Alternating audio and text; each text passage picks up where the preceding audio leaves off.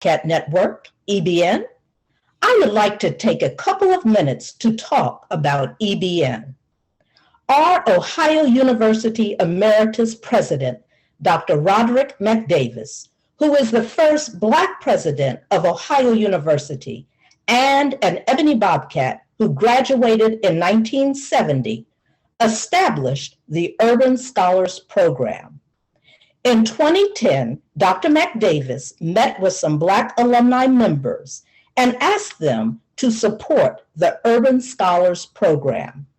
The group established the Ebony Bobcat Network, EBN, in Cleveland, Ohio, to raise funds for the urban scholars and to support students. There are now EBN alumni groups in various cities throughout the United States. As of April 18th, 2019, EBN surpassed its $300,000 fundraising goal, endowing the EBN Urban Scholarship Fund in perpetuity. Therefore, Dr. McDavis's dream will be realized, as well as the goal of our current president, Dr. M. Dwayne Nevis, to enable Ohio University to become the national leader for diversity and inclusion. In 2020, the scholarship was awarded to Tialis Jackson from the greater Dayton area. If you would like to donate to this scholarship, please take a screenshot of the slide. Also, if you need the slide, Jocelyn will send it to you if you put your email address in the chat. The link to donate electronically will be put in the chat also. If you are interested in making a pledge or a contribution during estate planning, please contact Karen Bailey. Her contact information is on the slide also. Just think, if everyone who registered for this event donated $10 in addition to the 50 cents match, we would have close to $1,000 just this night. I hope that you will be able to make a donation so that the scholarship will be available to additional urban scholars and their dreams of a college education will come true. Ethan Sands, a journalism major from Baltimore, Maryland, who will graduate from Ohio University in May, will introduce our speakers. Ethan? Thank you, Ms. Frazier. I'm so pleased to introduce you to our special guests this evening. Both are Bobcats, graduates of our own Ohio University. Karen Gray Houston is a new author of the highly acclaimed debut memoir, Daughter of the Boycott, carrying on a Montgomery family civil rights legacy. It tells the story of her family's involvement in the historic 1955 Montgomery bus boycott. She will be in conversation tonight with another Ohio U alum, Lon Walls. Karen was born in Montgomery, Alabama, but raised in Cleveland. She is an award-winning broadcast journalist, retired after 41 years as a news reporter at radio and television stations and networks in Boston, New York City, and Washington, D.C. She covered the White House for NBC News when Ronald Reagan was president, was an anchor for the ABC radio network on FM stations across the country, was a writer, producer for WCBS TV in New York, covered local politics for WTTG TV and all news radio station WTOP in Washington, D.C. Lon was raised in Toledo. He is also an accomplished journalist who has reported for newspapers in Toledo and Atlanta. He has spent most of his career as a public relations and public affairs specialist and has his own award-winning PR firm, Walls and Associations, in Washington, D.C. He has an impressive list of clients that includes AT&T, the NAACP, and P. Pfizer, and the U.S. Army. Lon will be conducting our interview this evening. Lon? Thanks a lot, Ethan. Much appreciated. You're in Baltimore, right down the road from us, and you're a Bobcat. Congratulations. Looking forward to your graduation, man. Good presentation. Karen, this is so cool. And I guess thanks to technology, I guess, sort of appropriate right now. It's just great to see you again. Even though it's video. Zoom golly golly. I gotta say, we go back, and I sent you a note, 53 years. Tell everybody how long it's been. Yeah, well, you were a 12-year-old, I guess. You were a prodigy, right? So it's been great. It's, you know, just listening to so far the memories, I guess it brings back. And I guess I want to say that obviously we both at OU, we went through the experience of pledging our respective sororities. You was a Delta and I with Alpha. And then a lot of the social activities back then and some of the revolutionary activities. Oh my God. Go ahead. Here's what I remember. Big afros, and you had one that was like this, and mini skirts. And I lived down on Crawford Hall on the South Green, which was all new back then. And I remember telling my dad after, I guess sometime during my first year, hey, we're getting ready to form a black floor section. And he flipped a gasket. My father said, do you know how hard we worked to get you guys integration? And now you want to resegregate yourselves? So it was, you know, some interesting times. Yeah, and it's interesting, when you were down there in South Green, I stayed in Scott Quad, which even back then was called a ghetto. It was one of the oldest dormitories on campus, and it was a ghetto for sure. And we had a lot of experience, but I think one of the things I wanted to bring up, which is kind of ironic, is that we're classmates in a general sense, but also we took a class together. It was a race and politics class, ironically, and was taught by a guy named Professor Brommel. I don't know if you remember his name. Wow. Brommel. He, I don't remember his first name, but he was a white guy with curly hair that wore like an afro, and he was one of the most radical at that time. But he was one of the most radical professors on campus at the time, and everybody wanted to take his class. And he taught the class with sunglasses on. You remember that? I sort of remember that. I just remember that, well, while we were taking that class, we were living the race and politics. Exactly. Because we were protesting to get more African-American professors on campus. Exactly. And African-American studies classes at the college. Exactly. We had, at that time, I think we had one black professor, and then we had Lindy Pettiford, I think, who was from South Africa. And that was about it. We didn't have much. And then and that was the beginning of the Black Studies Institute, actually, a protest. And then we also protested, obviously, the Vietnam War. Right. That was, and we had the riots. Everybody, which is interesting because people talk about the riots in Athens being an annual thing. It wasn't annual, and it was serious when we had it. We had the first riot. After Kent State got shut down, after the shootings at Kent State, they brought the National Guard down to OU for our riots. I was up in my dorm room studying for a statistics class that I was about to get a bad grade in. And then they shut the school down and we all got pass-fail. So I passed the class. I remember a lot of us did that. That was kind of a blessing in disguise, except for the fact we had to stay home an extra month for summer vacation, which was kind of grueling for both myself and the parents. But I think the thing is, if people don't remember back then, but I remember the haze over the downtown was basically, it was mustard gas, tear gas. It looked like a war zone, and you had the National Guard shoulder to shoulder. And I don't know if you remember they had a class meeting, a town hall a week before, and the president, I guess it was Ping, said Ohio University would never close. And then a week later, Ohio University was closed and we all got sent home. So, it's interesting because things have gone almost full circle. We talk about race and politics, and then our paths crossed again here in Washington when you were a reporter, I guess, and I was on the dark side in PR. And I represented a lot of folks, including the mayor, which you were a very good and aggressive reporter for. Right. So, and it's been an interesting ride. I mean, who would imagine we're together now to talk about something? And the thing we're here for is your book, which I happen to have a copy right here. Good, I like to see that. Daughter of the Boycott. So without further ado, I'll turn it over to you about talking about your book and what you want to do.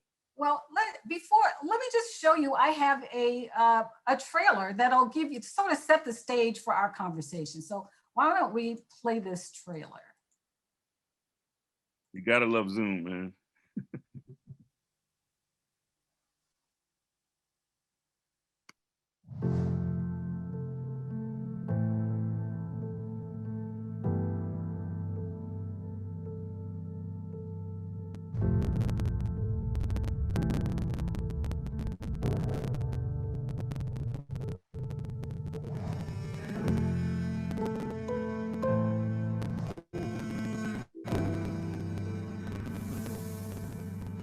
I was born in a hospital for colored people. It was in the Deep South during a time when my people were victims of racial hatred, intimidated, humiliated, oppressed.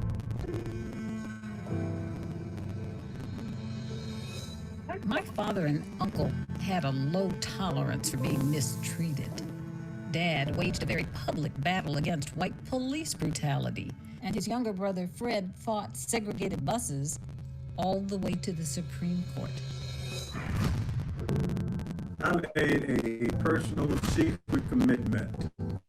Finish law school, come back to Alabama, take the bar exam, become a lawyer, and destroy everything segregated I could find. I did know Mrs. Sparks was asked to get up to give a seat that refused to give up a seat, and then politely let them arrest them. The Montgomery bus boycott was a seminal moment in our nation's history. It actually jump-started the civil rights movement. The world was watching. And in my book, you'll discover names you never heard before. Little-known stories about instigators who worked behind the scenes to change the racial climate of America. I was only 4 years old when the boycott began, but even at that young age, I sensed the injustice of segregation. Separate waiting rooms, white water fountains, restaurants for white people only. This is personal. I am proud of my father and my uncle for the major role they played in shutting down Jim Crow. This book is a tribute to them for helping to open doors of opportunity for me and countless others.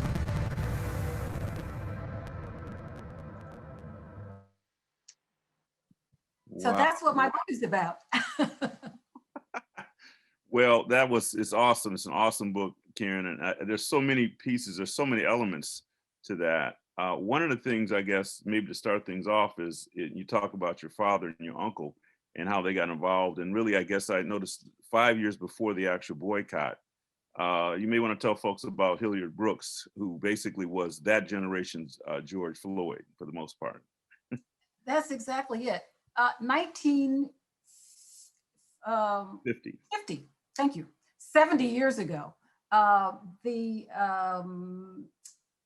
Hilliard Brooks was a friend of my father's. They played street football together, and they were both veterans of World War II. Dad was teaching veterans at a Catholic school, and he found out one day that Hilliard Brooks had been involved in an incident trying to get a ride on a bus in downtown Montgomery.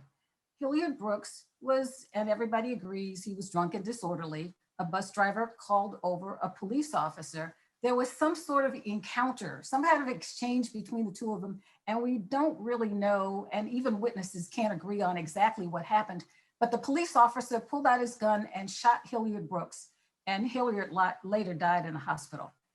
My father and the AMVETS, American Veterans Commander, over at St. Jude School where they were teaching, said, we can't let these guys get away with that. So they did the nice thing first. They wrote a letter to the mayor and city council members and the police commissioner and said, this police officer ought to be prosecuted to the fullest extent of the law.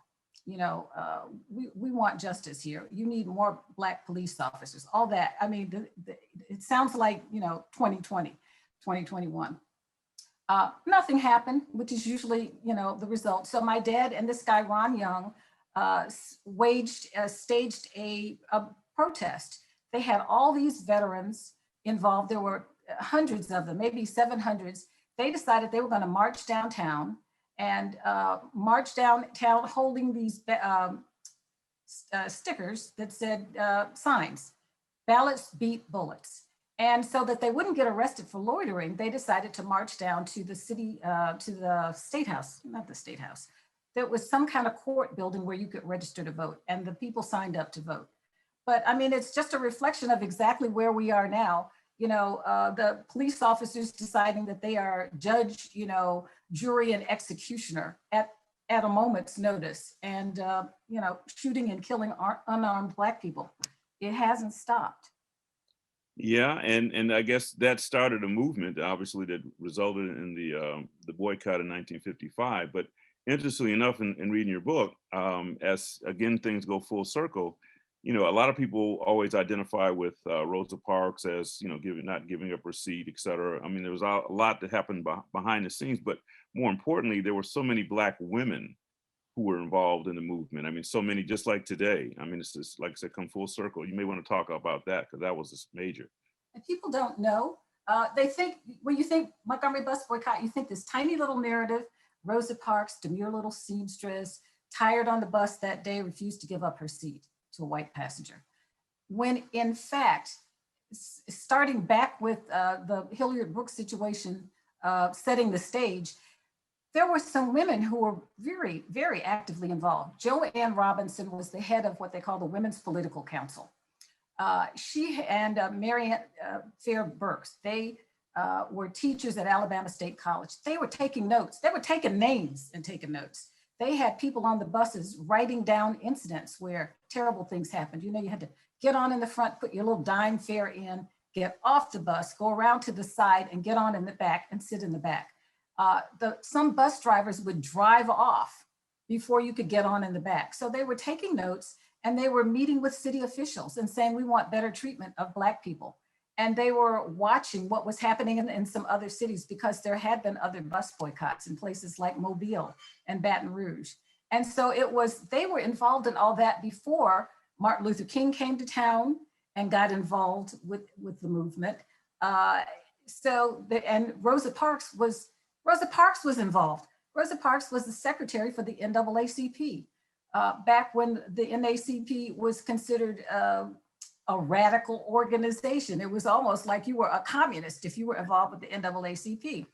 And so she was working with E.D. Nixon, who was the president. But Rosa Parks was doing that. And she had this like deep-seated anger about segregation and white supremacy.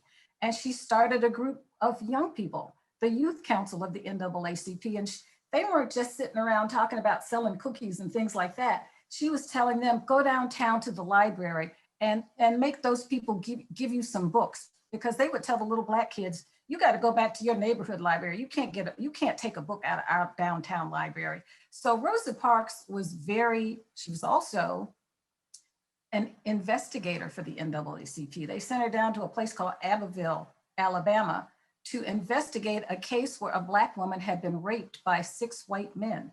So Rosa Parks was not an innocent. Rosa Parks was an activist from Jump Street. Before we continue on, I got to remind everybody, if you've got questions, put them in the chat. I mean, that's one of the things I was instructed to do, and I forgot at the beginning. Sorry, don't read very much. So please, if you got a question for Karen, maybe me, hopefully not me, but Karen, please put it in the chat. Let's go back to Rosa Parks, and we see a lot about Rosa Parks. Do you want to talk about Claudette Colvin? I mean, that's a major piece right there. Claudette Colvin, if you talk to her now, and I spoke to her a couple of years ago at her house, her apartment building actually in the Bronx, she is ready to claim what she calls her rightful place in history. In 1955, she was 15 years old. Claudette was the first person who they documented being arrested for refusing to give up her seat on a bus to a white person.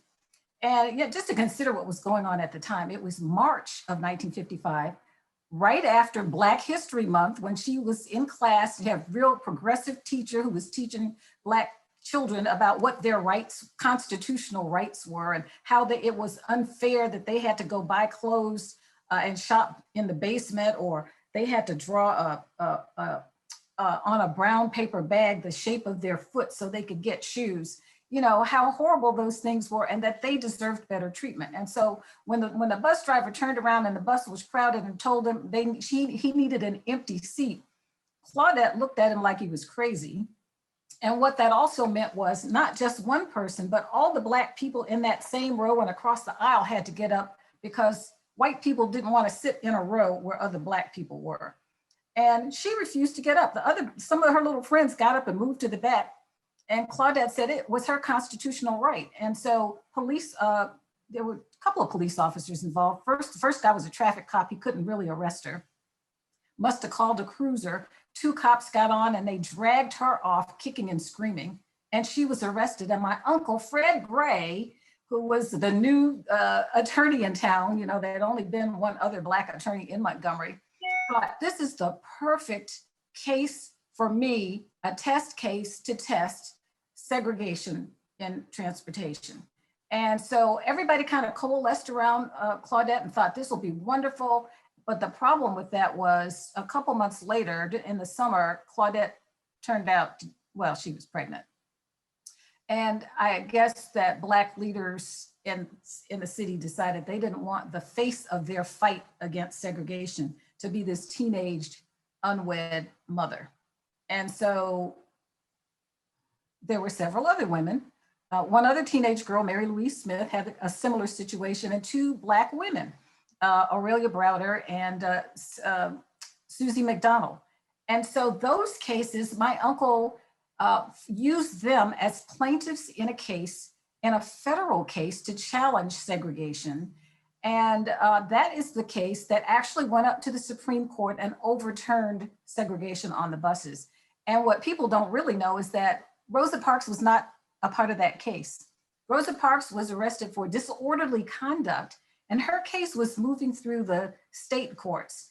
And my uncle thought that to really win, he was going to have to be in a position where the city officials and state officials in Alabama didn't have a role in it. And so he took this other case in the federal courts.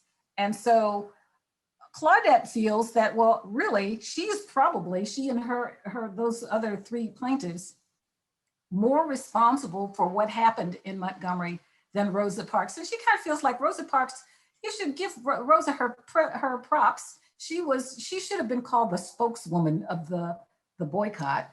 But that those other women should have been given some credit, but their names have been sort of lost in the shuffle of history. So the other ladies were the ones that went to the Supreme, there was a Supreme Court case for the other women. Right. So, I mean, I don't know how much time I'll still have left, but one of the things that, I mean, those are the things that struck me initially.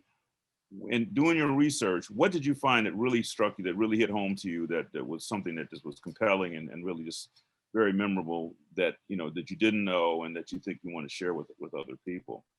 What people don't know that I didn't know, that there were a lot of white allies who put their lives on the line at the time. There were the Durrs. Clifford Durr was an attorney who helped my uncle Fred. And Fred Gray, well, he was the boycott attorney. You know, he represented Rosa Parks and Martin Luther King and Claudette and those other women. But he needed some help. He was a young kid, and Clifford Durr had a lot of experience. And so he helped my uncle at a time when that wasn't popular. And his wife was a kind of another white do-gooder. She befriended Rosa Parks and invited a lot of Black people to her house for integrated meetings at a time when that kind of thing was dangerous. My dad and mom had 2 really close friends that they met, Jean and Reverend Bob and Jeannie Gratz. Bob Gratz was a Lutheran minister of a church, a predominantly Black church, and he became a boycott organizer. They allowed him into the group. He drove his car, picked up Black passengers to keep them off the buses, and he got repaid by the Ku Klux Klan that bombed his house on a couple of occasions. And so there were people like that who really they were friends of Rosa Parks. Those were people who, risked their lives really to help Black folks. And I found a lot of people like that, and that was interesting to me. So you've taken a path of being a reporter, and a very good one, I might add, for what I've seen and known. what out of this, I mean, this is obviously, I remember you told me about doing this book several years before you started. You know, I think it was at your retirement party. I'm like, okay, you want to work some more, but you know. I had to do it though, Lon, because you know a lot of people I talked to were getting older. I mean, one of the guys I talked to, Ray Watley, was a white Methodist minister, run out of town for preaching against the evils of segregation. He's 100 years old now. People were getting old, so I needed to talk to them then, and I felt that I really had to do it because, well, you know, my uncle had written a book, Bus Ride to Justice. He wrote his own book with a lot of the detail, you know, first person detail about the boycott. And then my dad started writing a book. You know, there are lots of narratives coming out of the civil rights movement, and Dad wanted to write one, but he started late in his career. He had become a federal judge at that point, and then he retired because my mom developed Alzheimer's, and he became more of a caretaker, but he started writing, and he didn't get a chance to really get too far on his own book before he died of cancer. So I had to pick up the mantle. Right. And I met your mom and dad on several occasions, and I got to say, Karen, and before we go any further, you look the same. You look just like your mom, and you look when we met 53 years ago when we sat next to each other in that class. You look exactly the same. I'm gonna give you a gift for that. You can have my firstborn. Okay. But I mean, from the standpoint, once you felt a calling in terms of journalism. Were there cross-sectional points? I mean, as you grew up and as you became more involved in your profession and you became more aware of what you did, what your father and your uncle had done, were there things that inspired you to continue on and to probably pursue what you did in journalism? Was there anything in particular? Early in my career, I was working at United Press International in Boston. That was up in the mid to late 70s. And that was the Boston busing crisis, right? Here I was, 18 or 19 years after my father was engaged in a fight for against segregation in transportation. I was in Boston working at a radio station where they were fighting segregation in the schools. And so it was kind of ironic, involving busing. So it's kind of ironic. And also my dad, as a younger person during the boycott, had a side gig. He was a businessman who sold radios and TVs and all that. But he also had a side gig as a radio announcer. And back then, a lot of people used to listen to the radio in the morning. And while they were scrambling up their eggs and bacon, and finding out where Martin Luther King and Reverend Abernathy were going to be for the mass meetings, or where they could go and get a ride in the carpool to get to work that day. So it was kind of a commingling of things that I didn't really expect. Yeah. How did you end up in Cleveland? I mean, that's the other thing. Your dad moved the family from because I always thought you were from, I thought, everybody was from Cleveland and that was above all and end all, even not from Toledo, but Cleveland was the end of the world. How did you end up in Cleveland? Well, my dad wanted to get a law degree. We were in Alabama. He did the same thing my uncle did. Fred Gray had to leave Alabama to go to law school because Black people were not admitted to University of Alabama Law School. And so he had done that. And my dad decided he wanted to go to law school. And so the plan really was to let my mom keep me and my two brothers, Tommy and Freddie, in Montgomery, and for him to go up to Ohio, stay in Cleveland with some cousins we had, and go to law school and come back, and my mom would get a job teaching. Mom could not get a job teaching in the public school system in Montgomery, Alabama, because my uncle was down there desegregating everything. She went and sat down in a meeting with the people in the school board, school office or administration building, whoever she had to meet with to get a job. And the first thing the guy said to her was, "What relation are you to that lawyer Gray?" And she said, "Well, that's my brother-in-law." And he said, "Well, that will come before the board. That would have to come before the board." So she couldn't get a job. So we had to move. So we were like displaced refugees. My dad had to disrupt his whole family, move us to Ohio so he could get his legal education. And the plan was for us to go back to Montgomery, but for whatever reason, he could not pass the Alabama bar. he could pass the bar in Ohio. He could not. The Alabama people wouldn't let him pass the bar in Alabama. So he ended up with a career as a civil rights attorney in Cleveland. You know, he did a lot of fair housing and poverty law. So, you know, my uncle was desegregating the South and my father was desegregating the North. Wow. Wow, that's some, and you ended up at Ohio University of all places. How about that? Yeah. Well, I got to ask you, because we've talked about this before. I mean, there's so many similarities to what was happening when you were growing up in Montgomery and in Cleveland. The insurrection / attempted coup / whatever you want to call it, the Capitol on January the 6th. What are your thoughts, and what can you link that? Not say link. Can you compare that to anything that through your research or experiences? What does that tell you? That racial problems are still a problem. I mean, that whole thing was about racial injustice. I mean, these guys were white supremacists, you know, domestic terrorists, and they erected a hangman's noose on the grounds of the Capitol. And so that is a huge symbol of all of the lynchings that happened by the Ku Klux Klan throughout the South for all those years. Why would they do that? Because they were sick on the cap. They were trying to stop people from being able to.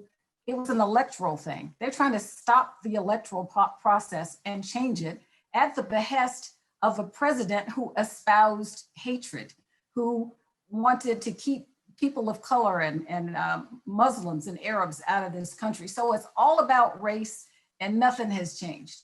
It would seem, you know. Right. Well, that's true. That's very true. I got the sort of the warning here, and I think you know, is there anything, you know, like you talked about the busing in Boston, and you spent a lot of time here in Washington. Is there anything else, I mean, from your experiences that you see that would come full circle? I mean, you can talk about, obviously, us for the first time having a Black, Asian vice president, female. I mean, that could probably harder to divine nine. So if you want to talk about that, that's. Well, it's all, you know, everything is coming full circle. I mean, even as I was doing my research, you know, I started with the Hilliard Brooks story. My story was really supposed to be about the bus boycott. And then I interviewed my dad and he started telling me about Hilliard Brooks and white police brutality. And then as I was doing the research, Michael Brown got killed in Ferguson. And then Eric Garner in a chokehold, another one of those George Floyd, I can't breathe cases, right? And then Freddie Gray in Baltimore. And so I was thinking, what the heck? You know, I don't know what to make of it, but the next thing, I was going through my neighborhood, the little, where I lived as a young child in a little area called Mobile Heights in Montgomery. And all the people had these signs on their yards that said, "Justice for Greg Gunn."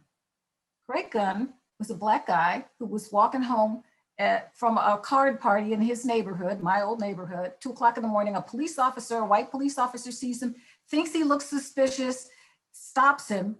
There's an encounter. He tases the guy, beats him up, shoots him, kills him. So, I mean, that was in 16? So, you know, it's all kind of going full circle. And I wrote about that. I included some of that in the book. And at the end of my book, initially, I was at a point in the manuscript where I was going, I don't know how to end it on a high note. You know, everything looks, it's so depressing, and what can we expect? And then in 2019, Montgomery elected a Black mayor for the first time. And I thought, okay, maybe I can end this on a positive note. I know the struggle continues, but sometimes we see something positive happening. I was happy to look up and see the Black Lives Matter protesters getting out there. Young people, again, I think Martin Luther King would be pleased to see young people, you know, picking up the gauntlet and going out there and getting some attention to a problem that needs to be attended to. And somebody else thinks the same thing, because the Black Lives Matter movement has been nominated, as I understand it, for a Nobel Peace Prize. So that, I don't know if they'll get it, but that's an interesting point. Right, and Stacey Abrams has been nominated as well for her Get Out the Vote activity. So all good signs. Right. I think we are I wanted to be mindful of time. I know we're supposed to get questions. You know, I've got plenty of questions as well, but whoever's in charge now can turn it over for questions from the audience. This is very good though, Karen. I appreciate the opportunity to talk with you and for you to share more about your book. I think everybody should definitely, you can purchase it. In fact, how do we get your book? That's the other thing, I guess. My book can be bought wherever you buy your books. You can get my book. You know, and I like to say, go to your, if you have a Black independent bookstore that you like, go there. Any independent bookstore, go to Amazon. You could buy it on Amazon. You could get it from my publisher, Chicago Review Press. It's out there everywhere in hardcover, Kindle. You can also, if you want to hear me tell the story, you can get it as an audiobook, as a downloadable audiobook from Audible, and also as an audio CD. So I'm out there. I'm really an author now, Lon. Okay, well, as an author, I should put you on the spot. What you gonna do next? What's next? Whenever people ask me that question, and my husband's in the room, he says, "I don't think I have another book in me." That's what he says. That's what he said, right? That's what he says. But I am thinking about writing another book, and I'm just gonna leave it right there. Okay. I think I'm going to start on a project this year, and that's all I'm saying. Okay. Well, I mean, it's a good read. Like I say, I learned a lot more about you and Tommy. Hey, Tommy, I got to give my man Tommy. Tommy's out there. Yeah, I know Tommy's out there. So hey, Tommy, I wore my Bondo pen too, just for you, man. Hey, congratulations, Lon. Thanks. You're hey, still man. working out, aren't you? Yeah, I'm still trying, man. For old guy, I'm trying. That's good. Keep it up. I'm trying. So, who takes over now? I forget. I do. I'm ready. Oh, yeah. And we do have a few questions, so thank you so much. Let's keep the conversation going. The first question is, were there any incidents where your father and your uncle were harassed by white people because of their work in Montgomery? Harassed, yes. Well, my uncle used to get, they all got, threatening phone calls and things like that. But my dad tells the story about how he had a store. He and a guy across the street, William Singleton, owned a TV and radio, TV and appliance repair and sales shop. And it was, if you want to buy from a Black business, that's where you went. And Dad used to brag about how he sold Martin Luther King and Coretta a TV set and a washing machine. But one day Dad was driving home from that place, and he looked up and noticed in a car behind him, a car full of young white men.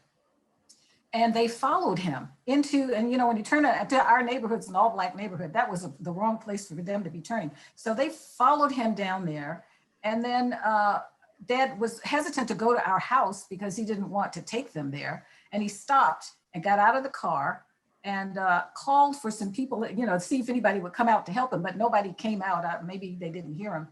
The white guys got out of their car and they started walking towards him. So Dad went back to his car, and like Black people in the South at the time, everybody has some kind of weapon. Dad pulls out a lead pipe and pulls it up like, threatening, and the guys went back, got in their car and drove off. So, people had all kinds of, I'm sure, episodes where they felt threatened. Dad was repairing somebody's TV set when he heard an explosion one evening, early evening. And his first thought that it was somebody, it sounded like a bomb. He had served in the Navy and he knew what bombs sounded like. And he thought, well, maybe it was somebody bombing my grandmother's house, because my uncle, who was the face of the boycott, still lived at home with his mother. And so, but it turned out that it was Martin Luther King's porch being bombed. Somebody had thrown a torch on Martin Luther King's porch. And so Dad, people just raced over there, and it turned out that nobody was injured. And Martin Luther King had been at a mass meeting at Ralph Abernathy's church, and he came home, and the police chief showed up, and the mayor, and everything was fine. And King had to settle the crowd down. But there were all kinds of incidents back in the day. Thank you.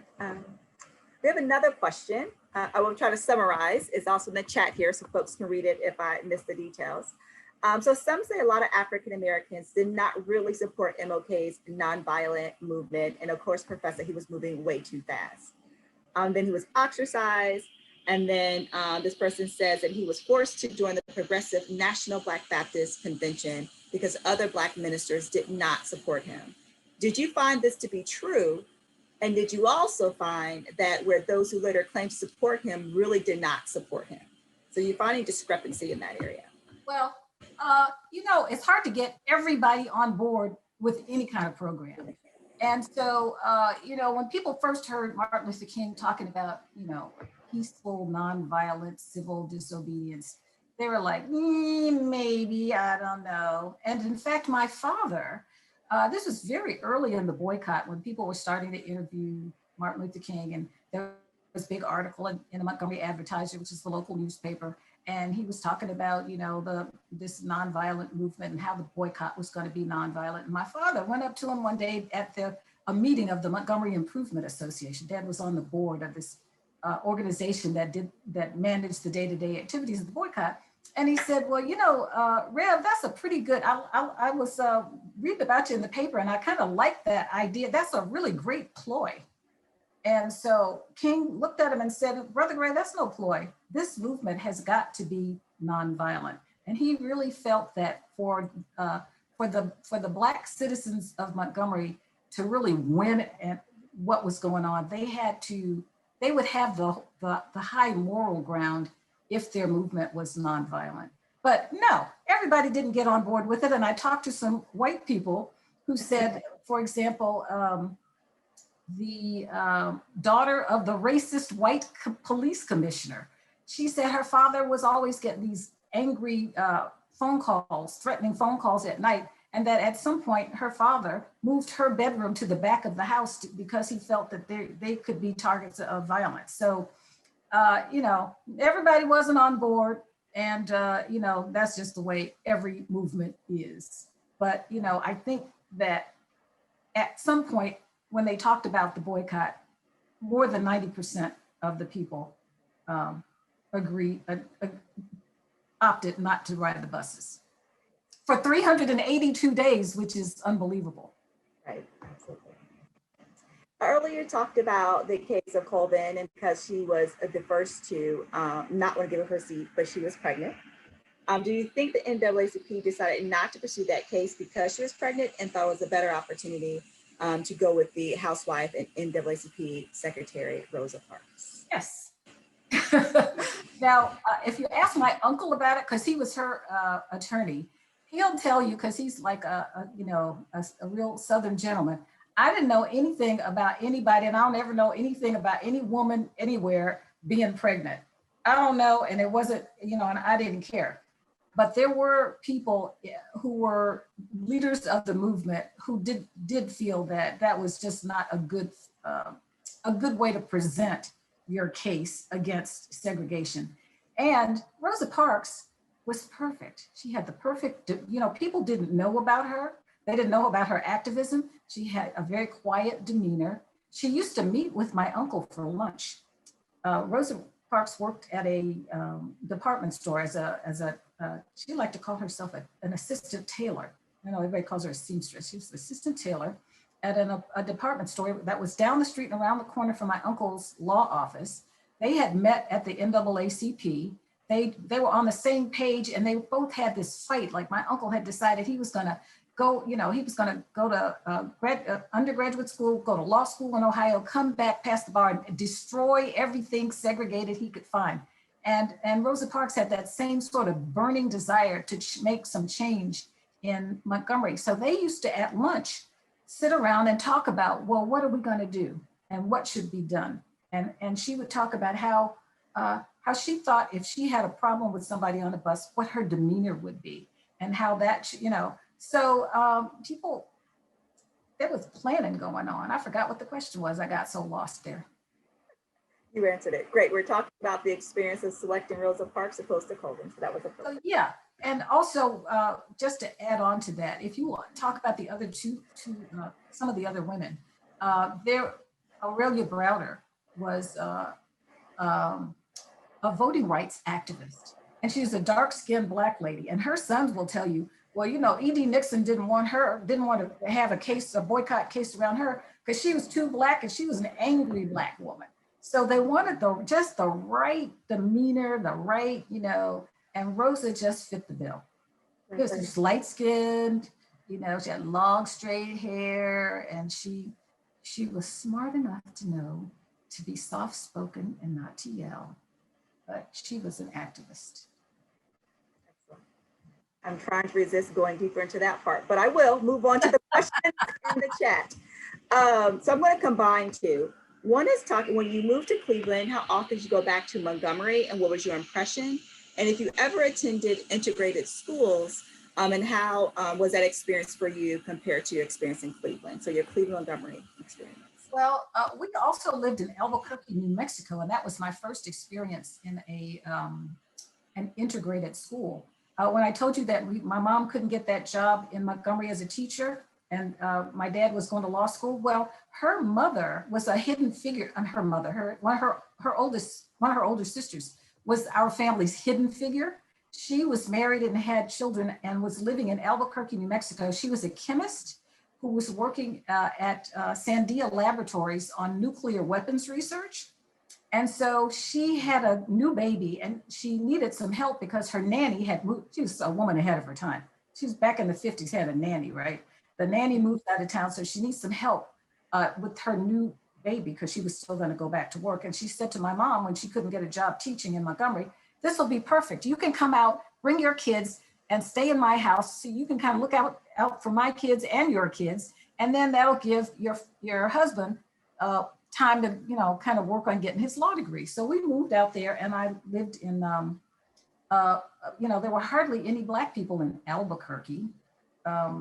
So I did have that experience. And the other thing was about integrated schools in Cleveland. When we first moved to Cleveland, and my dad loved to tell this story, he and my mom were looking for a place for us to live. And they went to some realtor person who took them to a housing project, right? We're looking for a place to live. This is ridiculous. So we ended up in an apartment building. We found an apartment building in the inner city because we didn't have much money. All the money went to law school tuition. And after Dad got out of law school, we moved to an area in Cleveland called Ludlow, which was a real experiment in integration. You know, it had been a white community, and then Black people started moving in, and somebody threw a firebomb on somebody's at the garage while the house was being built.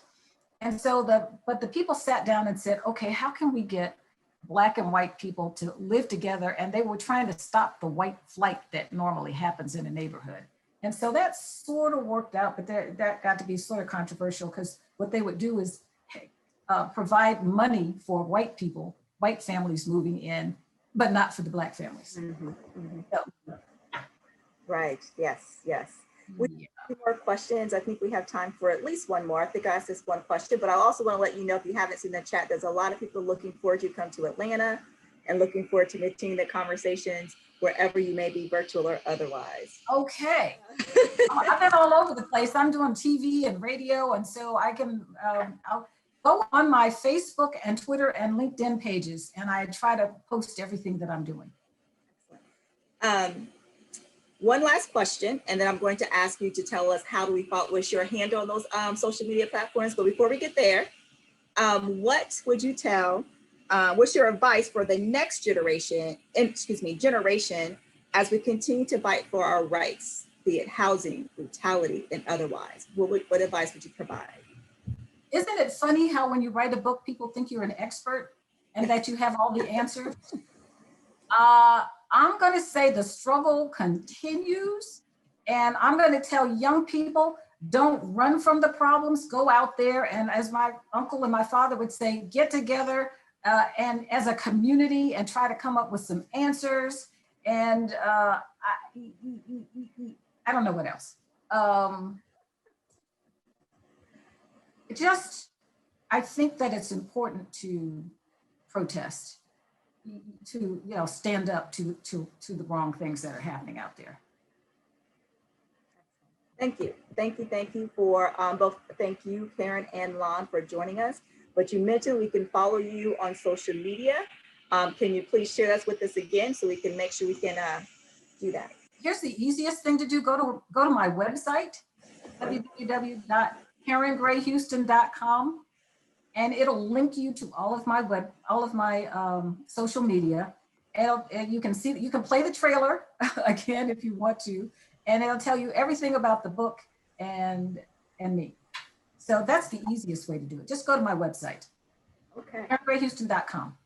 Excellent, excellent. And thank you guys. I appreciate everybody for showing up and participating and being curious about my story.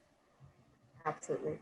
And thank you for sharing. It was a delight listening to you and Lon even talk so casually. It made this a really easy conversation, which often sometimes a very difficult conversation, people to hear, participate, or even reflect. So thank you very much.